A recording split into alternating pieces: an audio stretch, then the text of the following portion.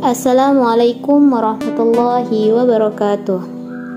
Perkenalkan, nama saya Siti Masyita dari kelas 1F dengan NIM 122011189. Di sini saya akan menjelaskan tentang sumber hukum Islam. Sumber hukum Islam ada 4. Yang pertama Al-Quran, hadis, ijma, dan qiyas. Yang pertama saya akan menjelaskan tentang apa itu Al-Quran. Al-Quran merupakan kitab suci umat Islam yang berfungsi sebagai petunjuk bagi manusia dalam mengarahkan kehidupannya. Secara garis besar, Al-Quran mengandung ajaran tentang akidah, syariah, dan akhlak. Menurut istilah, Al-Quran adalah wahyu Allah Subhanahu wa Ta'ala yang diturunkan kepada Nabi Muhammad SAW melalui malaikat Jibril sebagai petunjuk bagi umat Islam, umat manusia. Al-Quran diturunkan untuk menjadi pegangan bagi mereka yang ingin mencapai kebahagiaan dunia dan akhirat. Secara garis besar, isi Al-Quran terdapat tauhid, tata cara ibadah, janji bagi orang yang menjalankan perintah Allah, dan ancaman bagi orang-orang yang tidak menjalankan perintah Allah. Yang keempat ada hukum-hukum. Yang kelima adalah sejarah orang-orang soleh seperti cerita-cerita para nabi dan cerita orang-orang yang mengingkari perintah Allah. Terus yang kedua terdapat hadis. Hadis menurut istilah syara' ialah hal-hal yang datang dari Rasulullah SAW, baik itu ucapan, perbuatan, atau pengakuan. Salah satu fungsi hadis yang paling utama adalah memperjelas isi di dalam Al-Quran. Hadis berfungsi untuk memperjelas isi Al-Quran agar umat Islam lebih mudah memahami dan menjalankan segala perintah Allah Subhanahu wa Ta'ala. Di dalam hadis ada dibagi menjadi 3. Yang pertama ada hadis qauliyah.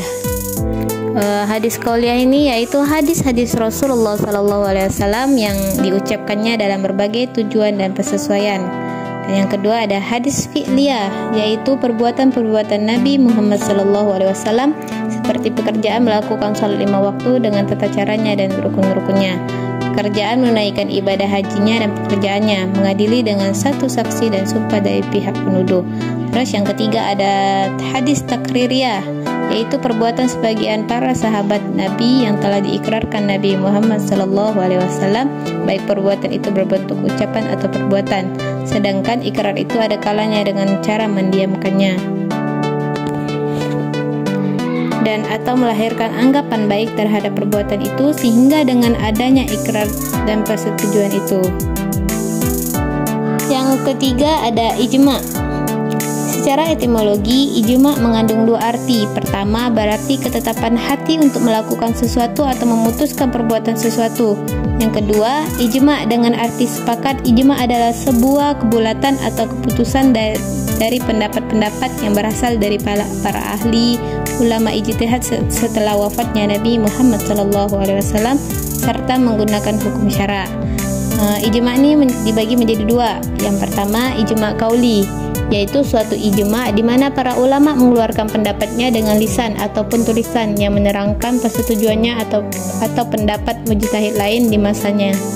Yang kedua ijma sukuti, yaitu suatu ijma di mana para ulama diam tidak mengatakan pendapatnya. Kemudian yang terakhir ada qiyas. Qiyas berarti mempertemukan sesuatu yang tidak ada nas hukumnya dengan hal lain yang ada nas hukumnya karena ada persamaan ilat hukum. Dengan demikian, qiyas merupakan penerapan hukum analogis terhadap hukum sesuatu yang serupa karena prinsip persamaan ilat akan melahirkan hukum yang sama pula. Contohnya nih, menentukan hukum halal haram dari narkotika. Narkotika kan tidak disebutkan dalam Al-Quran dan hadis. Selain itu belum ada juga di zaman Nabi Muhammad SAW. Maka para ulama dan ahli ijtihad kemudian menganalogikan narkotika ini sebagai khamar, minuman yang memabukkan, sebab sifat atau efek dari konsumsi narkotika sama atau bahkan lebih berbahaya dibandingkan minuman memabukkan tadi, sehingga ditarik kesimpulan bahwa narkotika hukumnya haram. Dalam Islam, ijma dan qiyas sifatnya darurat bila memang terdapat hal-hal ternyata belum ditetapkan pada masa-masa sebelumnya. Hanya ini yang dapat saya sampaikan.